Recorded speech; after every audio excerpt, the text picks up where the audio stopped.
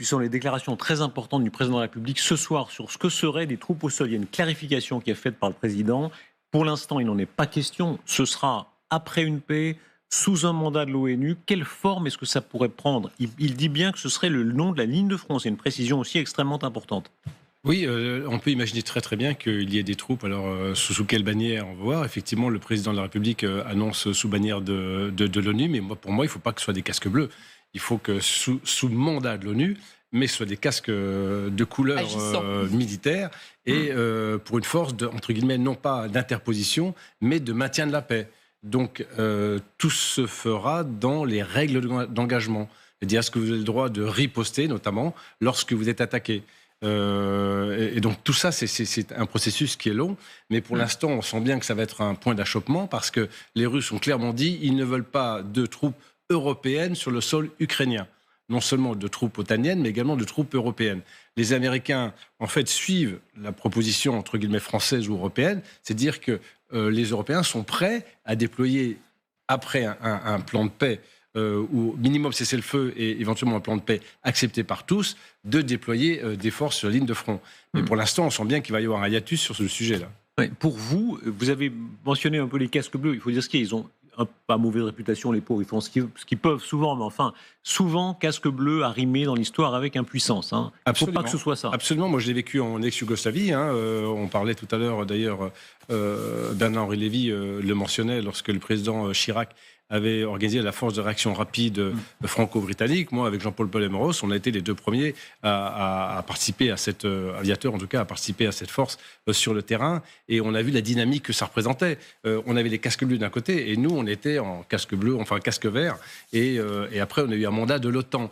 Et donc là, ça n'a rien à voir. C'était des accords de Dayton. Et puis ensuite, on peut se féliciter, si vous voulez, de cet engagement occidental pour imposer la paix en ex-Yougoslavie. Et c'est quelque chose comme ça qu'il faudrait effectivement mettre en place en Ukraine. Mais ça va être très compliqué, c'est évident, mais pourquoi pas ? Mais vous savez, quand on dit casque bleu, on dit les Nations Unies. Vous le voyez où, camarade Guterres ? Moi, je ne le vois nulle part. Et il va à Kazan pour s'embrasser avec Poutine, mais en réalité, les Nations Unies, bon, ils ont voté quand même les résolutions qui étaient bonnes en 2022, qui ont condamné d'ailleurs l'agression de Russie, mais les Nations Unies ne sont pas présentes. Guterres n'est pas venu en Suisse l'année dernière pour la conférence de la paix dans laquelle étaient présentes les représentants de 100 pays et de 10 organisations internationales. Il s'est dit, c'est pas la peine de venir, mais en revanche, pour les BRICS et pour les Chinois et pour les Russes, il est allé à Kazan. Ça veut dire que, en fait, je suis d'accord avec moi, Patrick, que les Nations Unies, en fait, c'est une organisation maintenant qui est inexistante, qui est impuissante, et on se demande à quoi ça sert. Mais on peut le déplorer depuis 3 ans. Bon, on sait pourquoi, parce que ni les Chinois, surtout les Russes, mettaient leur veto sur toute décision du Conseil de sécurité. Mais à mon sens, il faut rénover le Conseil de sécurité. Mais je suis tout à fait d'accord avec toi. Depuis 3 ans, l'ONU est absente. Ce soir, le président de la République, dans la PQR, la presse quotidienne régionale, dit il y a une menace existentielle pour l'Europe. Déclaration aussi du Premier ministre François Bayrou. On est dans un contexte des années 30, avec des icebergs qui arrivent face à nous, et la réunion de Paris à l'Élysée n'a pas permis de les éloigner. Pour la première fois depuis 1945, dit-il, la guerre peut arriver sur le sol européen autour de nous. Quel est le scénario ? Qu'est-ce qui fait que, objectivement, il y a un scénario aussi alarmiste en 2025 ? Eh bien, parce qu'il y a une guerre froide dont nous ne sommes plus partie prenante. Nous sommes inexistants. Et à vrai dire, on ne peut pas beaucoup reprocher à Donald Trump de prendre en main ce que Joe Biden, les Européens avec lui, n'ont pas su faire. Nous avons regardé la guerre passée. Joe Biden a un bilan quand même assez médiocre de ce point de vue, c'est-à-dire qu'il a aidé l'Ukraine sans l'aider. Il n'a jamais proposé de solution, il n'a jamais dit où il voulait aller. Eh bien, on a ce que nous méritons, c'est-à-dire que celui qui prend le pouvoir maintenant, Donald Trump, lui, il a une solution qui est une solution qui ressemble à une reddition, à une capitulation. C'est ça on aurait pu espérer faire autrement. Mais à vrai dire, il essaye cette solution diplomatique et nous n'avons voulu ni solution diplomatique, ni solution militaire réelle. On était complètement dans l'entre-deux, on a regardé passer le train. Quel est le ressentiment des Russes à l'égard de l'Europe ? Il y avait une tradition très ennemie de l'Europe, mais il y avait aussi une tradition russe fascinée par l'Europe. Vous en êtes l'incarnation, vous parlez en français inouï, Sergueï. Écoutez la télévision russe aujourd'hui, cette idée qui grandit chez les propagandistes russes, qu'il y a l'ennemi respectable, l'adversaire respectable qui sont les États-Unis, et l'adversaire méprisable dans leur esprit qui serait l'Europe. Que dire de cette bureaucratie européenne? Pensez-vous que votre vie a plus de valeur que celle de n'importe quel Russe? De toute évidence, pour les dirigeants de notre pays, le choix est simple et clair. Trump ne les considère pas tous comme des partenaires de négociation. D'où viennent les forces en Europe? Pour qui vous prenez-vous? Vous allez faire la guerre à la Russie? Vous dites que nous avons une plus grande économie. Je me fiche de votre économie. Combien de bombes nucléaires faut-il? Aujourd'hui, l'Amérique va cesser de fournir un soutien militaire et l'Europe va commencer à le faire. Combien de temps cela va-t-il durer? Voilà, la propagande russe, il faut lire, on pourrait lire aussi les déclarations de président Zelensky hier qui dit l'Europe est faible. Et il dit, en termes conventionnels, l'Europe est faible. Il y a de cette partie de l'Europe pour des raisons opposées. L'idée que l'Europe s'est affaiblie. En fait, vous savez, l'Europe était...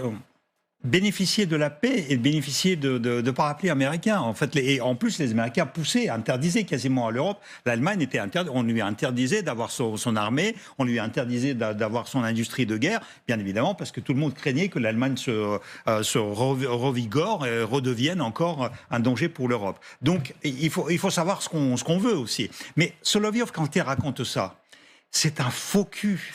Mais c'est un faux cul. Il a sa villa. Il a acheté une villa en Italie, donc sur le lac de Comme. Il adore l'Europe.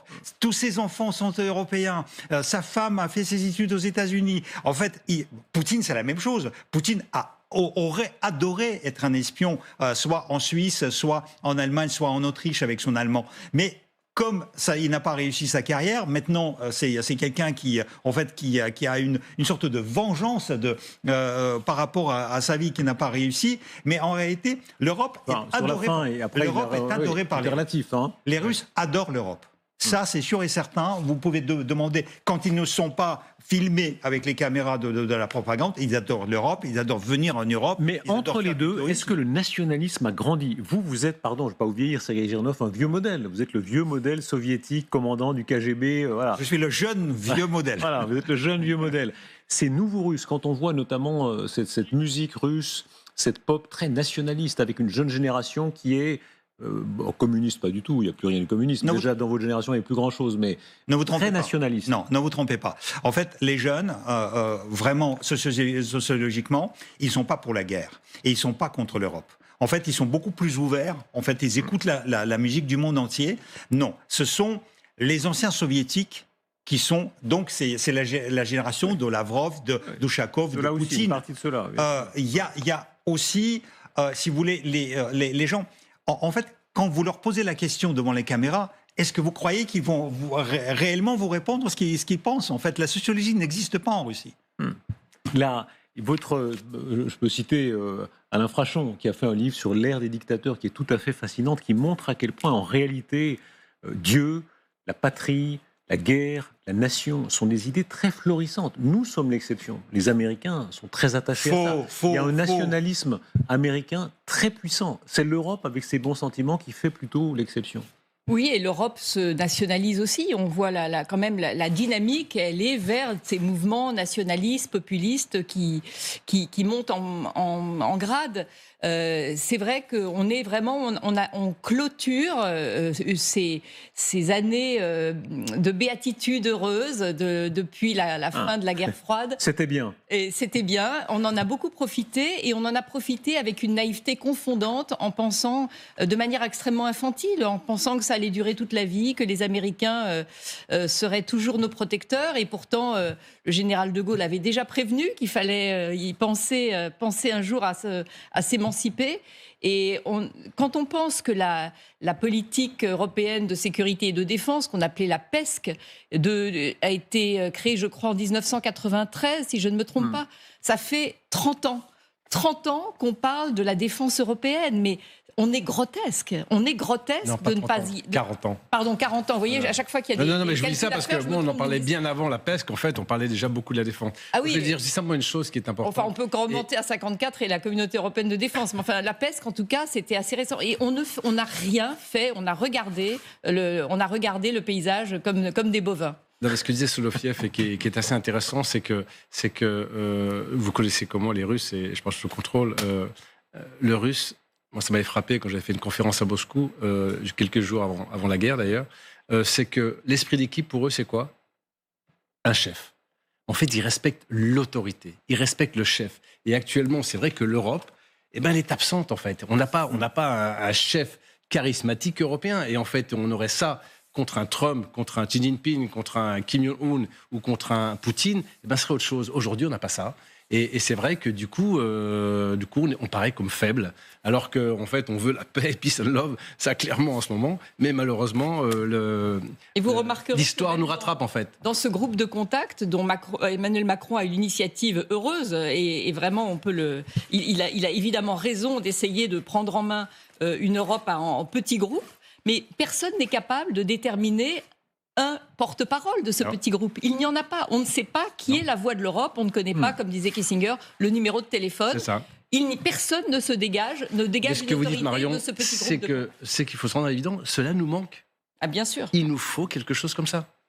Et quelqu'un comme ça. Et ça n'est pas Ursula von der Leyen qui n'a pas la compétence. C'est pas qu'elle n'a pas la compétence, c'est qu'elle n'a pas la délégation des Européens pour en prendre la responsabilité. Avec cependant la réserve du feu nucléaire. La France, dernière puissance nucléaire de l'Union européenne, maintenant que les Britanniques ne sont plus là. Et l'Union et le Royaume-Uni. Oui. Mais il y a eu le Brexit entre deux. Je sais que le Brexit n'a pas brexité l'association militaire. En tout cas, on voit à quel point la France réussit à être au centre du jeu. Ces dernières heures, Emmanuel Macron qui parle à Donald Trump et qui parle au président Zelensky. On voit à quel point, quoi qu'il en soit, la France reste au centre du jeu. Absolument. Puis demain, qui organise cette réunion de chefs d'État, avec également les Canadiens, je trouve que c'est extrêmement notable et c'est une bonne initiative.